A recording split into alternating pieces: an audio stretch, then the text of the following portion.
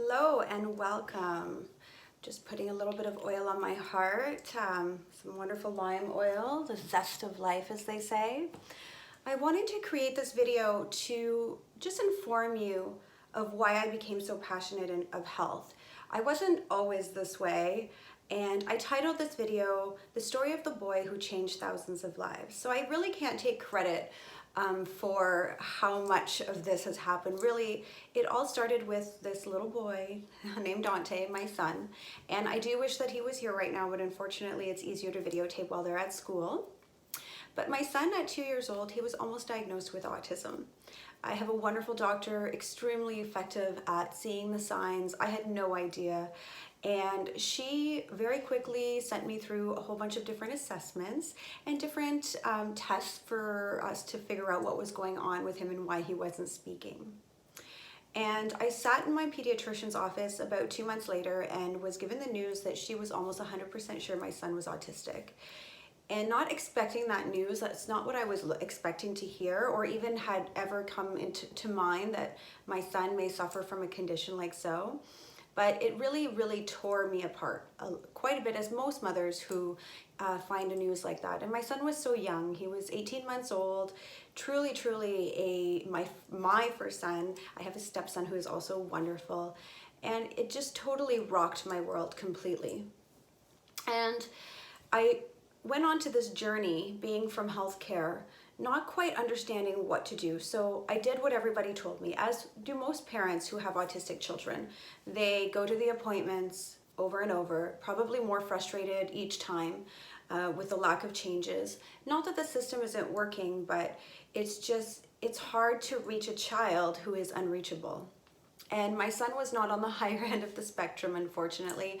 My son was in a space where he couldn't even answer to his own name. He held on to toys. He had so many of the symptoms that autism comes with. Now, I was very privileged. We were very lucky that my son was affectionate in some ways, and he did not have an anger towards himself or others. And we were lucky that we caught it young enough. But we never saw a single change going through the therapies that we did. I tried countless different things. I tried socializing him.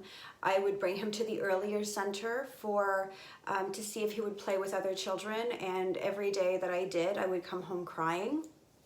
Because my son, when you see two children play together and you think that your child may never have that privilege, it is the most heart-wrenching thing. Something we take for granted so much is just the human connection of laughing with a friend. And this rocked me harder. And as I like to say, Dr. Google became my best friend and my worst enemy. At the time, there was no, in the town that I lived in, not many programs were existent other than speech therapy and occupational therapy. IBI was not very in effect then in the small town that I lived in. And so every day was a struggle. Every day was difficult. People wouldn't even watch my son because they were fearful because he didn't eat anything.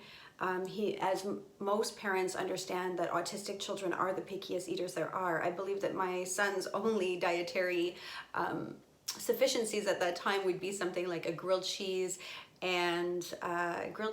chicken fingers, and maybe a French fry here and there. And even then, it was very mildly. My son had many of the symptoms as autistic children, in the sense that physical symptoms as well as his social symptoms, where he would be very pale, he was very thin, he had dark circles under his eyes, and he would gag on certain foods. And so it was very interesting when I finally fell upon something that changed my life completely.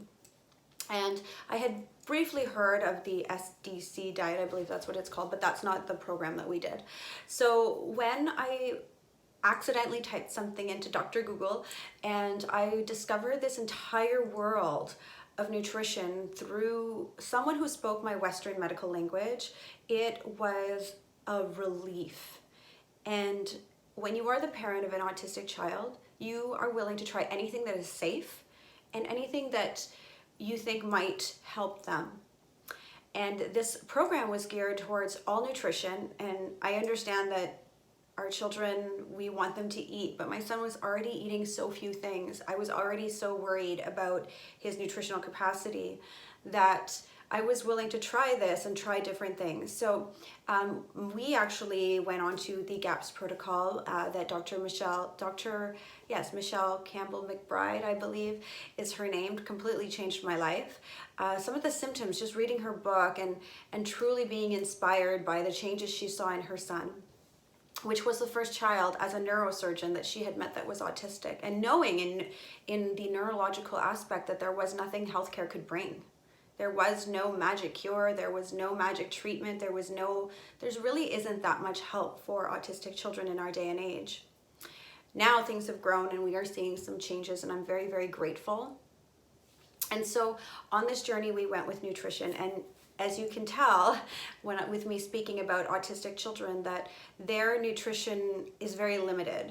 And that is actually across the board. All autistic children are generally quite picky eaters and are very, very particular, even about sensory things like touching their foods, having the same plates, having very, very comforting because of the world that they live in.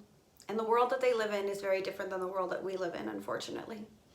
And so I started to see minor changes. And my son went into school, if you want to know the severity of what we were dealing with, my son went into school at 5 years old, at 4, fully nonverbal, and did not speak until he was much, much, much past 5 and almost 6 years old. At the end of his SK year, he could say just a few simple words. And that was with our nutritional program that we were on. But it was growing. And so this is something that I really like to promote, is that don't give up with your nutrition. It didn't take just a day for your body to get sick. It didn't take my son a day for him to get sick. And all of that actually stemmed from me. Well, I don't want to say just me, but from a body that was very, very not well and capable of having a child that would be well. And so for me, my body when I was younger, and to speak a little bit and to share my story, I was someone who lived life to the fullest, as they like to say. I went out every night, I did smoke, I was a drinker, I ate very, very unhealthily because I didn't know. I was like most people, and I was an extremist, so I would like to say that I was much more hard on my body than the average person. And so the body that got pregnant and had this child growing inside her did not even have the nutrient capacity to help and develop a child that could have just I don't want to say normal because I hate that word, but just a good start. And so and us mothers who have autistic children, please don't take the guilt there. I lived in guilt for a very long time. And understand that we were in our 3rd generation of not knowing any better about nutrition, environmental things. And I've learned really quickly that it hasn't been a just nutritional basis of things, but it's been a complete overhaul of our lifestyle that was what changed us completely. So my son, going back to him, when we were dealing with his autism, and we were really starting to see more changes with consistency. And I can tell you that, there are days in the middle of dinner that, yes, we did have chocolate cake, but every little win of a new food was great. Every gag that he stopped doing was wonderful. And I'm gonna fast forward a little bit to this area where we are now. You see, my son is almost 9 years old, and we never had to put that diagnosis on him. It did take 3 years of very, very strict changes and understanding the language of his body and understanding his needs and understanding that certain foods were really, really irritant to him and certain environments were very irritating to him.